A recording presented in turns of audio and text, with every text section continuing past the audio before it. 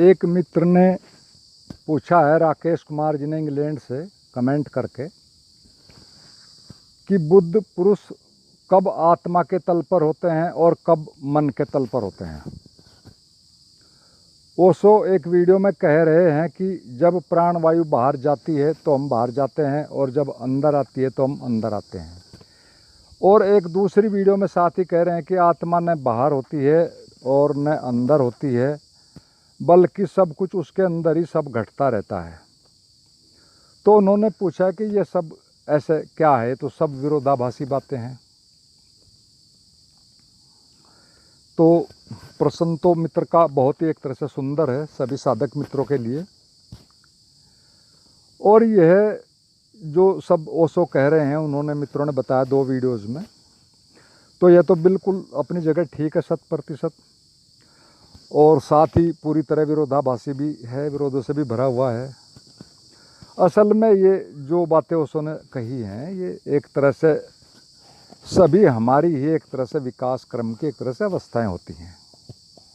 लेकिन समस्या असल में ये होती है कि मन के तल पर इस जगत में हर मनुष्य की कहो या हर अवस्था के व्यक्ति की कहो, अपनी अपनी कुछ मजबूरियां होती हैं, जिन्हें कि सिर्फ वही जानता है जो कि उस अवस्था में जी रहा होता है। बुद्धों की भी अपनी मजबूरियां होती हैं, लेकिन वे तभी होती हैं जब वे दूसरों से एक तरह से जुड़ते हैं, क्योंकि सामने वाला तो एक तरह से हर बार एक अलग ही एक तरह से उम्र का और एक अलग ही एक तरह से मानसिक और बौद्धिक तल का व्यक्ति होता है। यानी उसको, बुद्ध को तो एक तरह से कहो, उसके सामने वाले के हिसाब से ही बोलना पड़ता है। अब इसमें इस विषय पर मैं एक थोड़ी सी घटना आपको रिमाइंड कराता हूँ। एक तरह से आप सभी ने पढ़ी भी होगी कि बुद्ध का एक प्रमुख शिष्य था आनंद, जो कि एक तरह से उनके बड़े भाई थे और हमेशा उनके साथ ही रहते थे 24 घंटे। उन्होंने पहले ये वचन ले लिया था बुद्ध से दीक्षा लेने से पहले कि मैं हमेशा आपके साथ ही रहूँगा, और जब भी जो प्रश्न मैं लेकर आऊँगा किसी व्यक्ति का, उसका आपको उत्तर देना पड़ेगा। तो खैर एक दिन हुआ क्या कि एक व्यक्ति आया, उन्होंने बुद्ध से कोई प्रश्न पूछा सुबह ही, बुद्ध ने उत्तर दिया एक तरह से हाँ कही।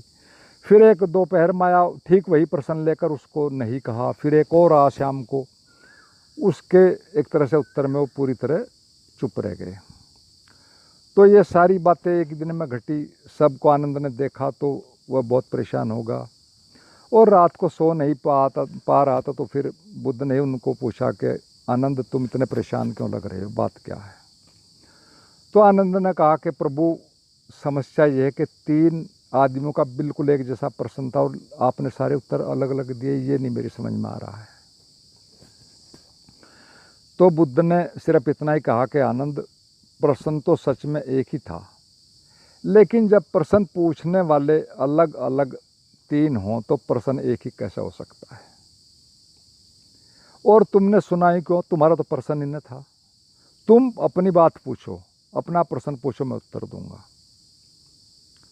और इन चीज़ों में अगर तुम इस तरह ही सुनते रहे, दूसरों के प्रश्न और उत्तरों में सुनते रहे, उनमें उलझते रहे, तो फिर तो सारा समय व्यर्थ हो जाएगा। तुमने सुना ही क्यों, तो कहने का मतलब तो सिर्फ एक ही है, आप समझ गए होंगे सारी बात से, कि प्रश्न भले ही एक हो लेकिन पूछने वाला तो हमेशा अलग ही होता है, और हम अंदर से ही अलग बदलते रहते, एक ही व्यक्ति बदलता रहता है समय समय पर। तो पक्की बात है कि विरोधाभास तो बुद्धों के वचनों में होना एक तरह से लाजमी है। अब हम आते हैं मित्र के, प्रश्नकर्ता के एक तरह से कमेंट पर, कि बुद्ध पुरुष कब आत्मा के तल पर होते हैं और कब मन के तल पर होते हैं। तो बड़ी सरल सी बात है, जब भी दूसरों से संबंधित होंगे, बोलने के द्वारा, देखने के द्वारा या जीवन की अनिवार्य आवश्यकताओं के वश, तो वे मन के तल पर ही होते हैं। और जब अकेले में होते हैं तो पूरी तरह से एक तरह वो अपने में ही, अर्थात आत्मा में ही स्थित होते हैं। और दूसरों से बोलते वक्त भी वो मन पर ही पूरे नहीं रहते, मन व आत्मा के तल पर भी सहज रूप से गतिमान रहते हैं एक तरह से, हालांकि अधिकतम एक तरह से मन के तल पर ही होते हैं। तो अब मित्र ने पूछा है कि ओशो कह रहे हैं कि जब प्राणवायु बाहर जाती है तो हम बाहर जाते हैं और जब वह अंदर आती है तो हम अंदर आते हैं। तो बात तो बिल्कुल ठीक है। प्राणवायु के द्वारा ही हम शरीर के विभिन्न पार्ट्स में, अंगों में, मस्तिष्क में या उससे जुड़े हमारे मस्तिष्क से जुड़े हुए मन के किसी भी भाव के अनुसार, कल्पना के अनुसार एक तरह से बाहर के जगत में भी हम उसी प्राण वायु के द्वारा गति करते हैं, जो कि सच में हमारे हर विचार या भाव या कर्म का एक तरह से वाहन होती है। और उसके द्वारा ही हम एक तरह से हम सभी गतियाँ उसके द्वारा ही करते हैं। लेकिन एक और सच्चाई भी हमें ध्यान में रखनी चाहिए कि प्राण के गतिमान होने के लिए भी या गतिमान करने के लिए भी हमने ही शुरुआत में उसे कोई दिशा निर्देश एक तरह से दिया हुआ होता है। लेकिन हम सामान्यतः उस प्राथमिक अवस्था के प्रति अनअवेयर होते हैं। उस कारण से हम सही नहीं जान पाते कि बात कहाँ से चली थी और हमने ही चलाई थी, ये चीज़ें हम समझ नहीं पाते। इसे ऐसे भी समझ लें कि गहरे में एक तरह से हम ही यानी कॉन्शियस माइंड ही एक तरह से अपनी पूर्व में संग्रहित एक तरह से जानकारी हैं या मान्यताएं हैं, जो भी हैं, जो सब हमारे एक तरह से सबकॉन्शियस में हैं या ब्रेन के अलग अलग पार्ट्स में, उनके हिसाब से हम कोई इच्छा करते हैं या कोई भी डिसीजन लेते हैं और फिर वहाँ से एक तरह से वहीं से चलती है सारी चीज़ें हमसे ही।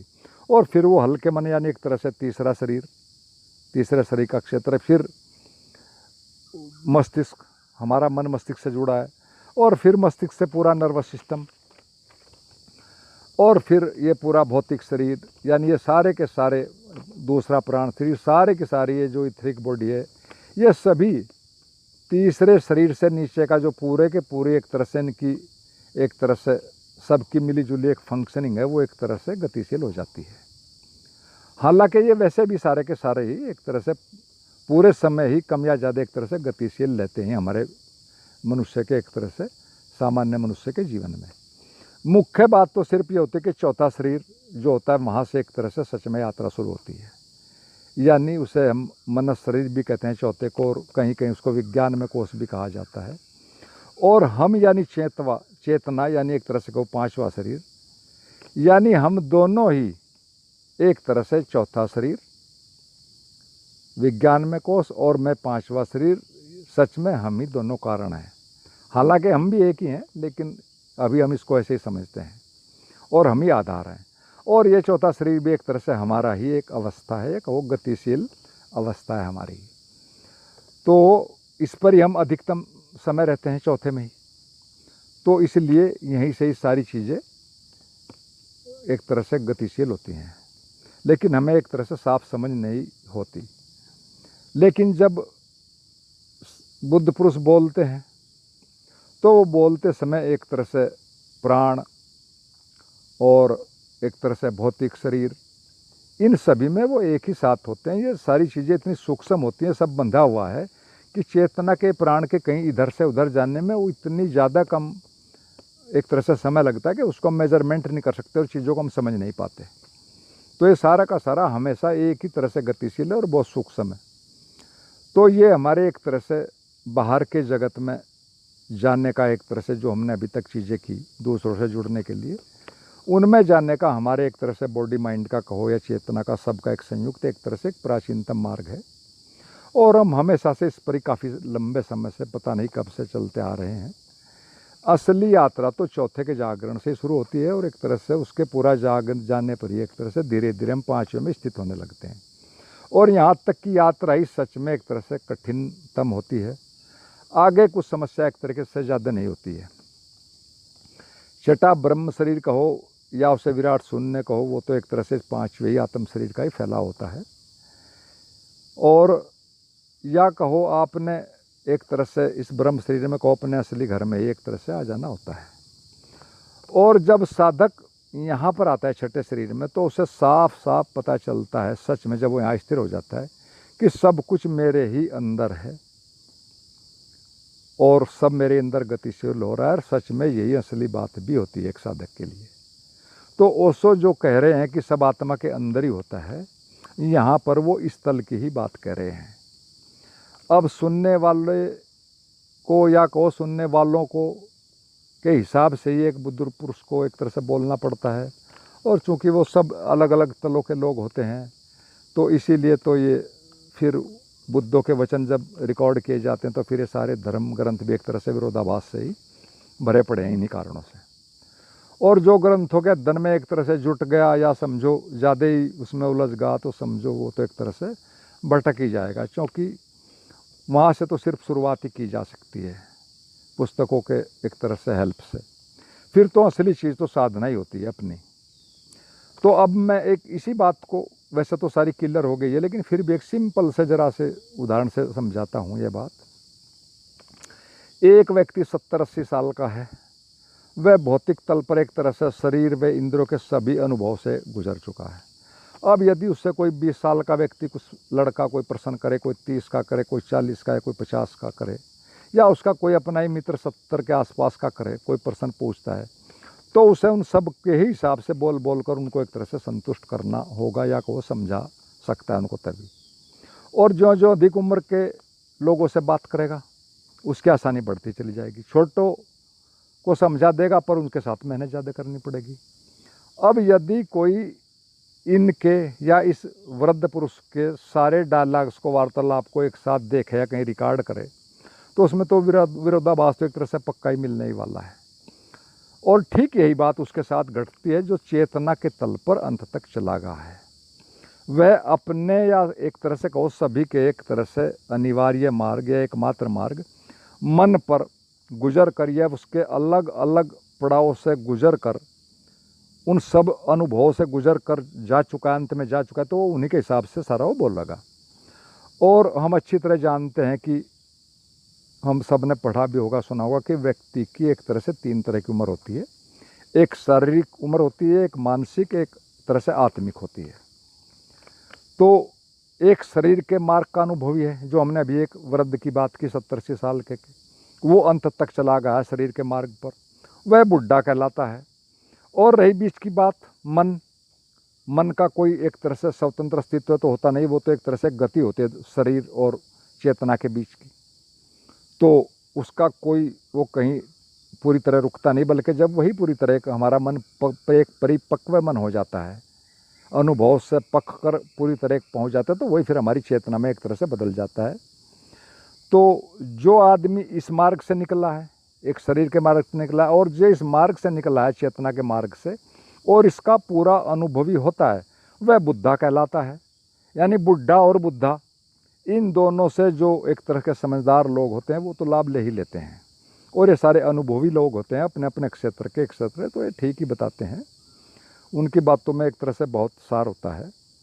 और एक कहावत भी आप सबने सुनी होगी कि ओल्ड इज़ गोल्ड, तो ठीक है, लेकिन अपवाद भी कुछ लोग होते हैं, और फिर कुछ लोग अपवादों पर ही एक तरह से किसी सूक्ष्म अहंकार वश एक तरह से उन पर ही ज़्यादा ध्यान देते रहते हैं, तर्क में उलझे रहते हैं। लेकिन हमें जीवन में एक तरह से सामान्य नियमों से ही चलना चाहिए, और सहज सरल जीवन में सामान्य ढंग से ही सभी चीज़ों पर एक तरह से विश्लेषण या जो भी हमारा है अध्ययन करना चाहिए। तो आशा है कि मित्र के प्रश्न का उत्तर साफ हो गया होगा। और वीडियो अगर आपको अच्छी लगी तो आप इसे लाइक शेयर कमेंट करें, सब्सक्राइब करें, कमेंट ज़रूर क्या करें। जो मित्र भी चाहें फ़ोन से बात पूछ सकते हैं, कोई भी किसी प्रश्न में या किसी बात पर जो भी चाहें कर सकते हैं। मेरा नंबर तो है, मिल जाएगा कई जगह। और अंत में सभी मित्रों को मेरा प्रणाम।